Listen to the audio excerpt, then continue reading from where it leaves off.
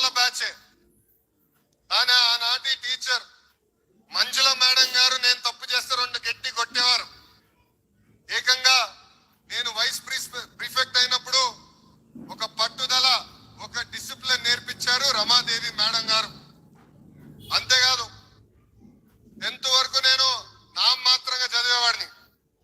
కొన్ని ఫండమెంటల్స్ నేను వీక్ గా ఉన్నానని ఇక్కడ మా గురు నారాయణ గారే స్వయంగా నాకు పాఠాలు చెప్పిన వ్యక్తి.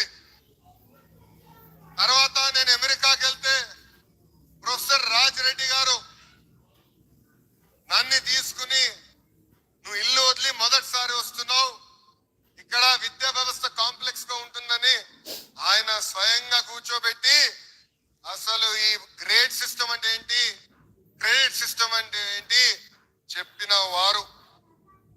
ఈ 4 వరలే ఈ రోజు ఈ లోకేష్ మీ ముందల నిలబడగలుగుతున్నాడు.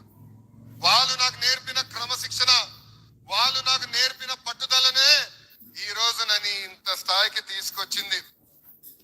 యువగల పాదయాత్రలో నిరుద్యోగ యువకుల్ని కలిశాను.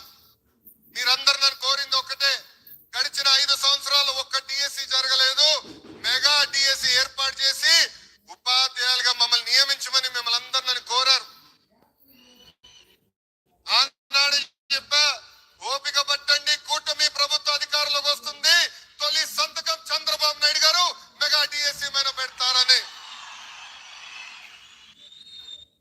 చాలా మంది అన్నారు ఈ మెగా డిఎస్సి అవుతుందా, ఈ మెగా డిఎస్సిని మేము ఆపి చూపిస్తామని. వాళ్ళకి ఒక్క విషయం అర్థం అవట్లా. సిబిఎన్ అంటే డిఎస్సి, డిఎస్సి అంటే సిబిఎన్. ఆంధ్ర రాష్ట్రంలో 17 డిఎస్సీలు జరిగితే దాంట్లో 14 డిఎస్సీలు తెలుగుదేశం పార్టీ అధికారులు ఉన్నప్పుడు సుమారుగా 2 లక్షల మంది ఉపాధ్యాయులు తెలుగుదేశం పార్టీ ఉన్నప్పుడు నియమిస్తాం జరిగింది. మన ఉత్తమ ఉపాధ్యాయుల మీటింగ్కి వెళ్తే అక్కడ గౌరవ ముఖ్యమంత్రి గారు అడిగారు, తెలుగుదేశం పార్టీలో ఉపాధ్యాయులుగా నియమైన అందరినీ నుంచోమంటే 99% మంది ఆనాడు నుంచునే పరిస్థితి. ఒక్కసారి అందరూ ఆలోచించాలి. 16,000 పోస్టులతో డిఎస్సి, ఎస్సీ సబ్ క్లాసిఫికేషన్ జరిగింది. మొదటిసారి మేము ఇంప్లిమెంట్ చేశాం. Vertical horizontal reservation, sports quota, physical handicap quota, ఇట్లా అన్ని పరిగణలో తీసుకుని మేము ఏర్పాటు చేశాం.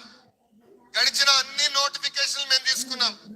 కులబడి అన్ని కేసులు తీసుకున్నాం.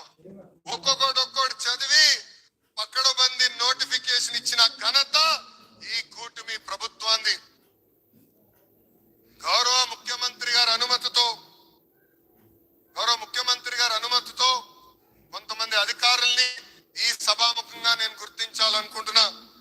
మొదటిది గౌరవ secretary for education Kona Shashidhar గారు, రెండోది కమిషనర్ స్కూల్ ఎడ్యుకేషన్ విజయరామరాజు గారు, మూడోది ఎస్పీడి సర్వశిక్ష అభియాన్ శ్రీనివాస్ గారు, నాలుగోది ఆకుల రమణ గారు.